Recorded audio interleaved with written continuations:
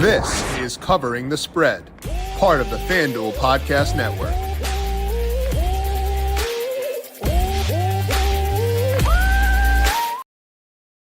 We have got some big tests coming up in week number 12 across college football for teams that are currently in college football playoffs, but may need some help to try to rally here and make some noise down the stretch. And key games to discuss. We're going to break down those big games, talking about Georgia looking for a bounce back against Tennessee, Oregon on the road taking on Wisconsin. No bounce back necessary there. Then Kansas at BYU. Very tight spread, despite the fact that BYU undefeated thus far. We're going to talk about those games with Kent Padgett getting his read on those games, his favorite bets at FanDuel Sportsbook, and his best bets for all of week 12 this week. This is Covering the Spread, a FanDuel Research podcast. My name is JimSannes.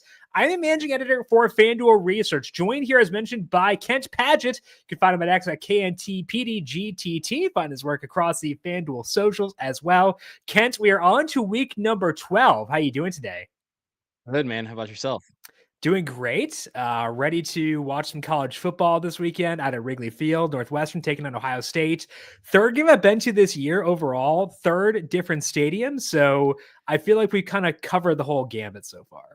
Yeah, that's interesting because for me, I'm going to the Georgia game against Tennessee. I didn't know that when I put the game on the rundown. That's exciting. Yeah. So that'll be my third game of the season and also my third different stadium. So we're really not only covering the spread, covering the maps here with our stadiums. Well, I love that we'll get like an in-person scouting report for you. Kind of wish we had gotten the in-person. I guess you saw Tennessee already this year, right? I have, yeah. I guess I'm turning into a Tennessee groupie, but unfortunately that game, thanks for reminding me, was like a 50-point blowout over NC State. That defensive line just was too much for NC State, and pretty much every position group was, but we'll see how Georgia holds up against them. Well, I mean, I'll bring up that game because I get to watch the same thing this weekend. So at least we both get to be in misery together.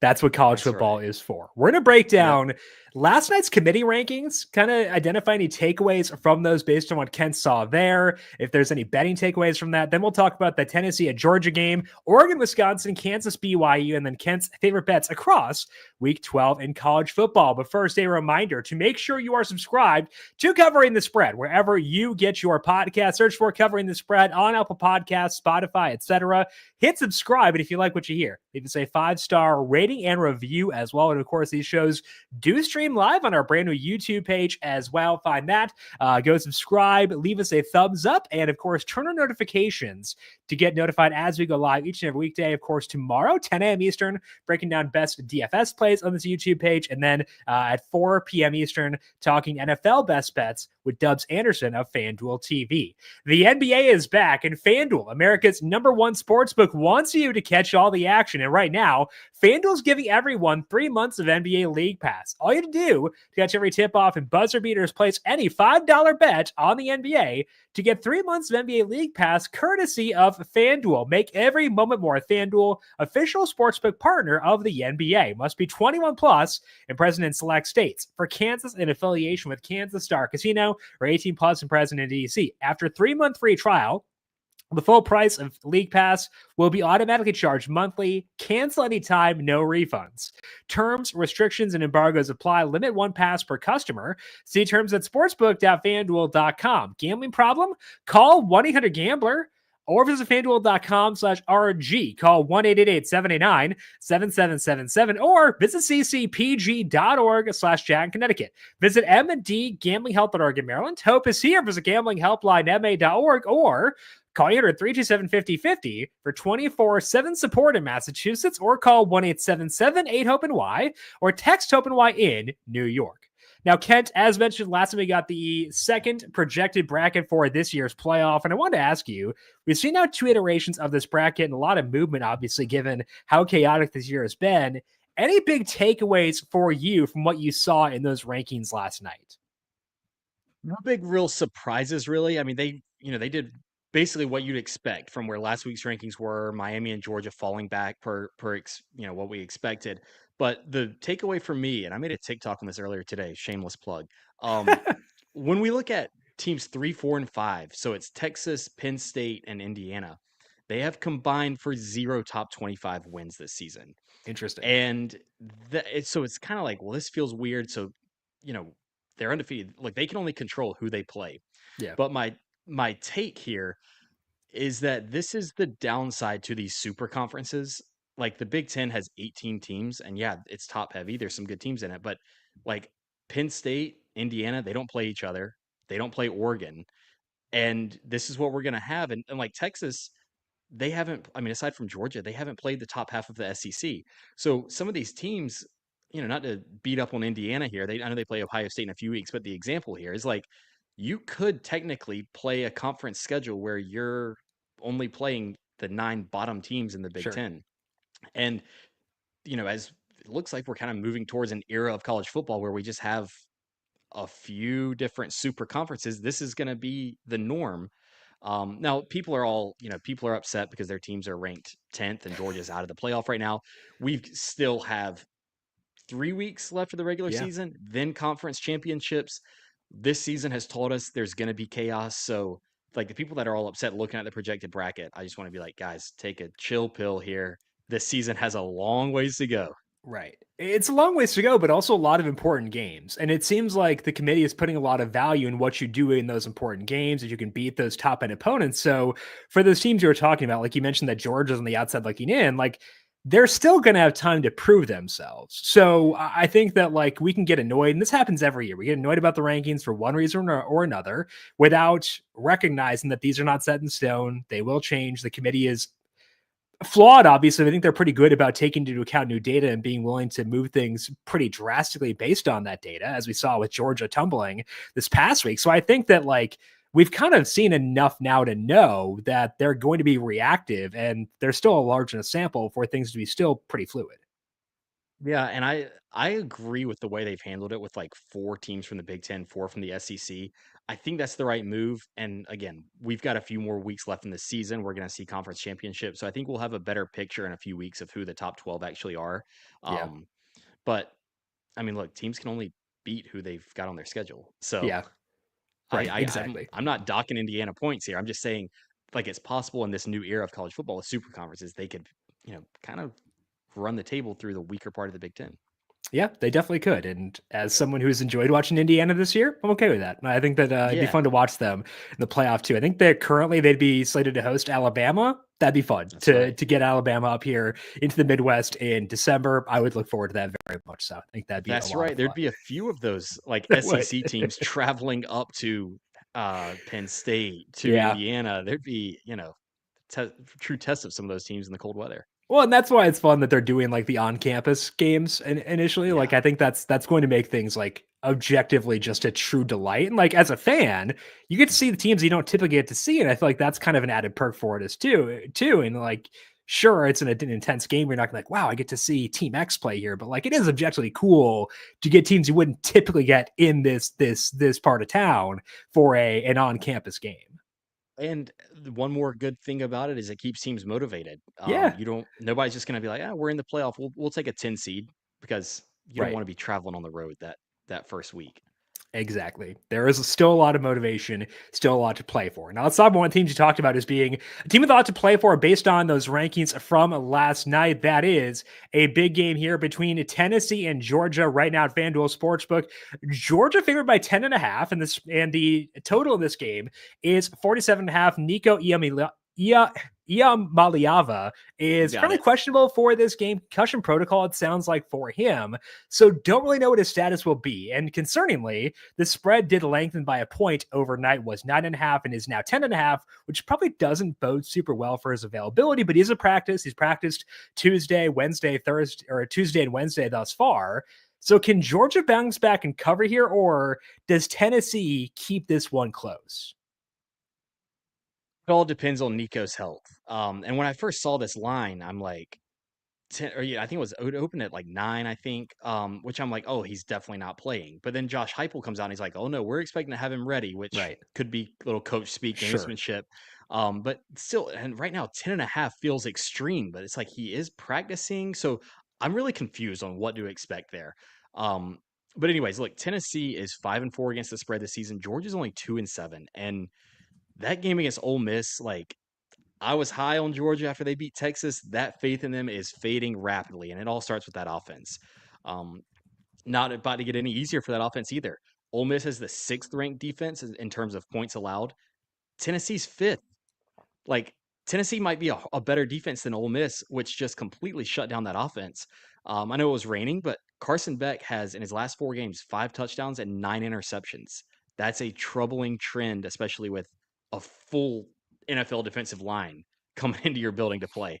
But I know Georgia's at home, but I don't trust them to suddenly like go off against a defense that gives up 12 points a game. So I'm like, again, this all is going to come back to if Nico's healthy. And I actually went back and looked at like, is this going to be a big like Kirby Smart blowing off the steam?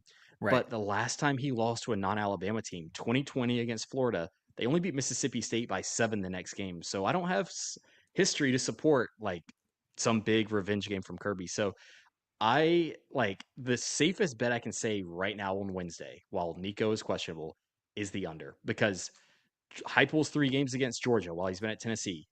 He's put up 17, 13, and 10.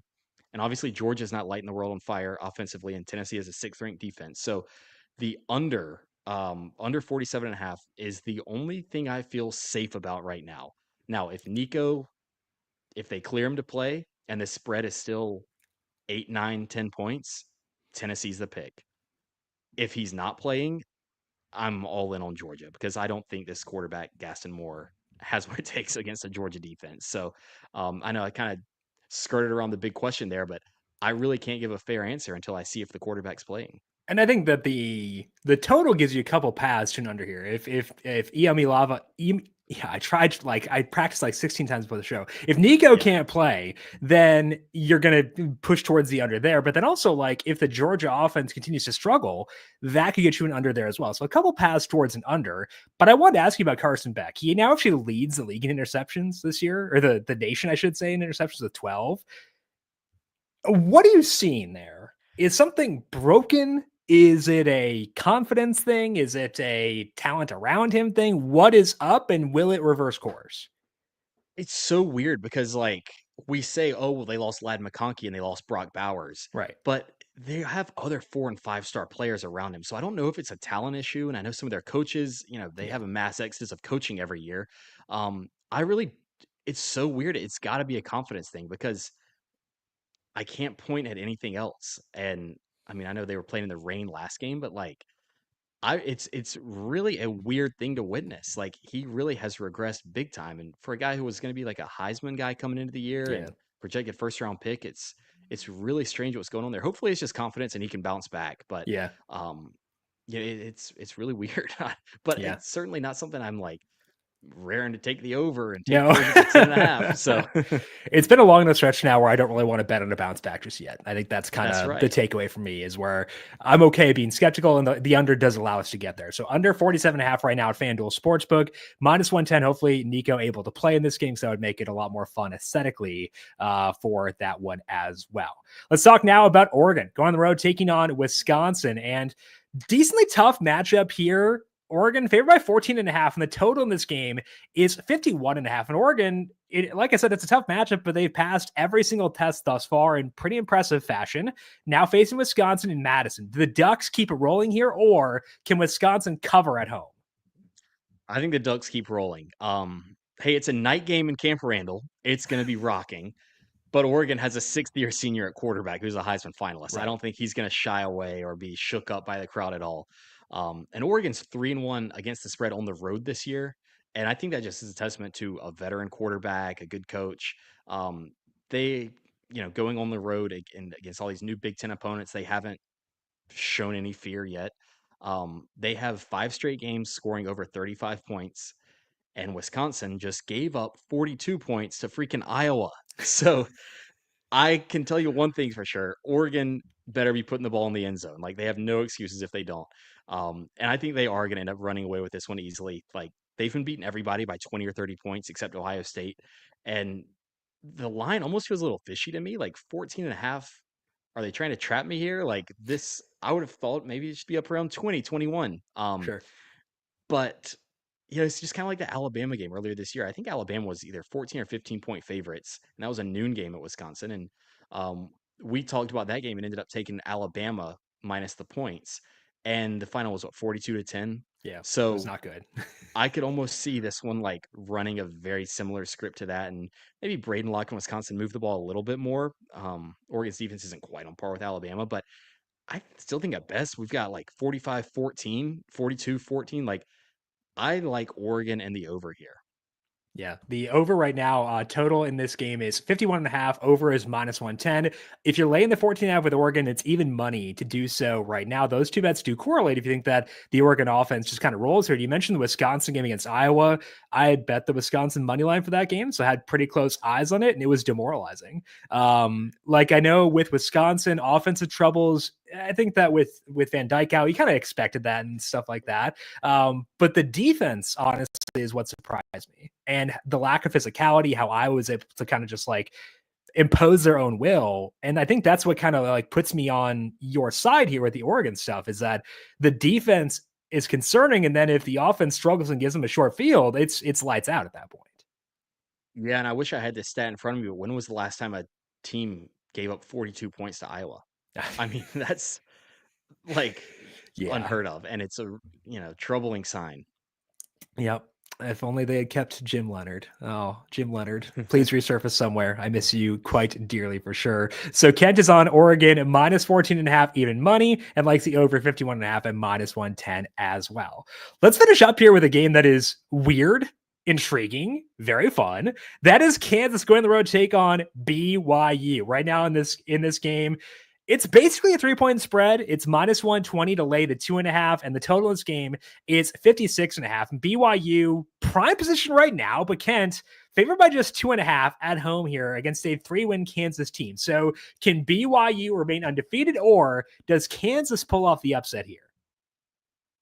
BYU, they're barely scraping by. They're giving me vibes of like Miami West, where, and I wish we had done this show last week because one of my big picks last week was Georgia Tech over Miami. I'm like, Yeah. they've been stepping over the landmines they're due, Uh-huh. and it happened, and just wasn't able to come on here and give the people that pick. But this is another game. It's kind of like at this point, you almost want to start betting against BYU because you're like, it's coming. Sure.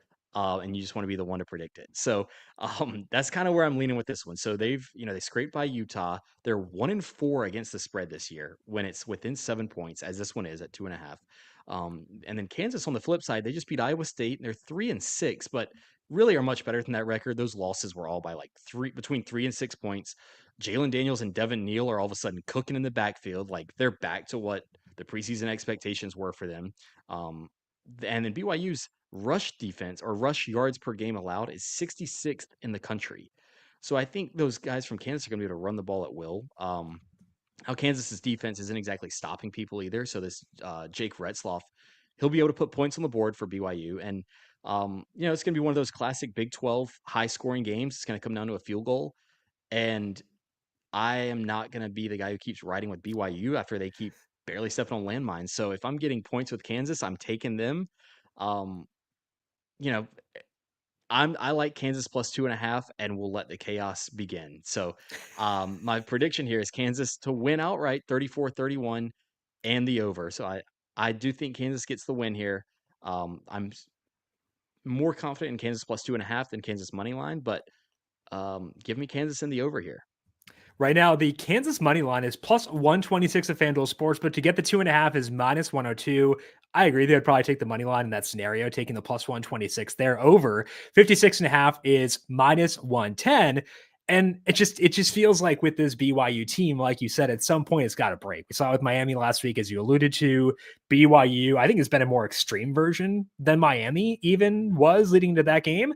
And Jake Retzloff has been awesome. But if I'm going to trust a guy to like stable things out, I would trust Cam Ward more than I trust Retzloff there. Other thing that I like here with the Kansas side of things, Kent, is that this is a team that's had a rough year.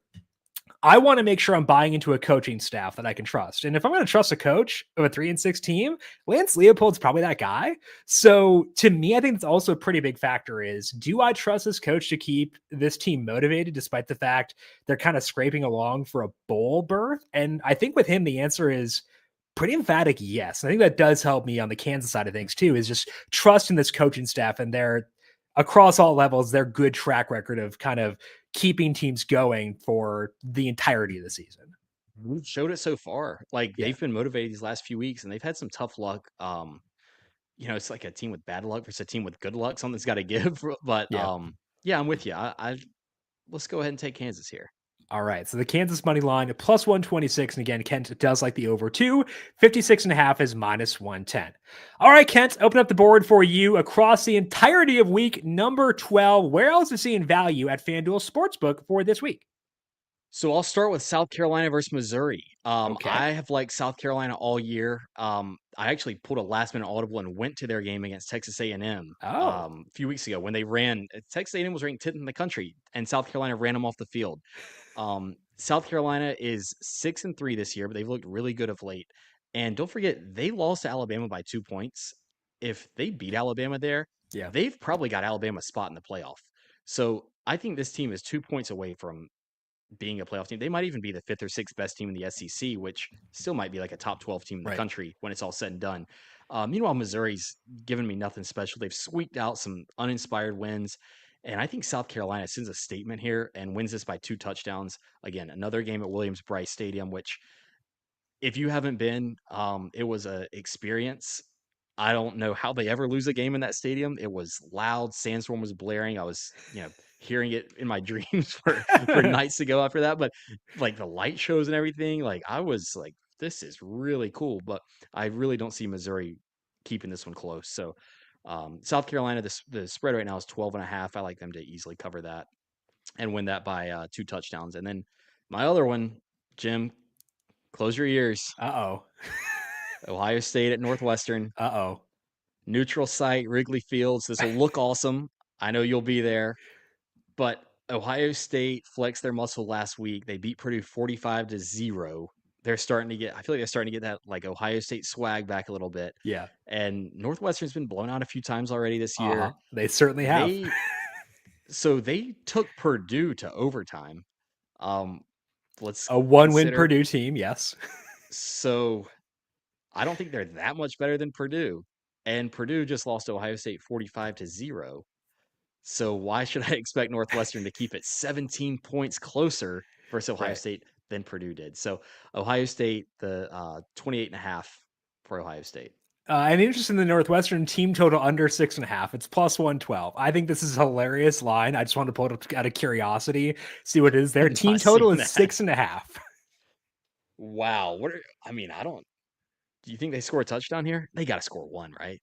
No, they don't have to. I refuse to say they have to do anything at this point. Okay. All right. It's going to be bad. I can't take this because it's, well, A, I can't because I'm in Illinois, but like B, like it's just such a low number. My brain can't really like comprehend that low of a number, but like I had to check to see where it's at. And 6.5, I'm like, yeah, sure, fair enough. Seems about right. Yeah, that's crazy right there. It really is seeing the single digit there. Yeah. Well, I mean, look, should still be a fun game to go to. Just a football game at Wrigley Field is Yeah. worth the price of admission alone, and you'll get to see some future NFL guys with Ohio State. So, I hope you're still able to have a little fun there. I think it'll be fun. It is an 11 o'clock game. It is I'm hesitant to admit this, but it is my 10-year college reunion this weekend. So at least we got that. I don't know why they picked Ohio State. I guess I get it because it's like Wrigley versus like the tiny lakeside fields, and like they couldn't do Illinois because that's like November 30th, and it's like okay, I get it, but like not exactly the best environment to celebrate a 10-year college reunion to watch them get stomped by Ohio State. But like you said, it's Wrigley, should be fun, and at least we know going in that it's not going to be good, and we can kind of go into that mindset. And maybe I can just root for your bet at least of Ohio State minus 28.5. I can't take it myself because of Illinois, but still, at least I can root for Kent regardless. Oh, well, now you know if you score 7 points, it's maybe a little bit of a moral victory. So That's the bar right. is really low for a moral victory, and then you've got all day after to celebrate. So That is correct. I'm in going to go Wrigley with Field. that as the explanation too. So Kent likes that one, but then also the South Carolina spread minus 12.5 at minus 110. That is all that we have here for today on covering the spread. But Kent, want to give you a big thank you. I want to wish you to have a good time at the game on Saturday. Enjoy. That game should be a banger. I hope Nico plays to make the game a bit more enjoyable for you too from a fan perspective. Good luck to you. We'll talk to you again soon. Yeah, have fun at Northwestern. I All will. right. in Chicago at Wrigley. I very much will. You can find Kent on X at kntpdgtt. And you can find me on X at JimSannes. Also check out FanDuel Research on X at FanDuel Research. Want to give a big thank you to our YouTube producer, Justin Lane, for his work on the video side of things. Thank you, Justin, as always. Back on the YouTube side tomorrow, 10 a.m. Eastern, breaking down top DFS plays for NFL Week 11, and then 4 p.m. Eastern NFL best bets for week number 11 with Dubs Anderson as well. I want to thank you all for tuning in. Enjoy college football this week. This has been Covering the Spread, a FanDuel Research podcast.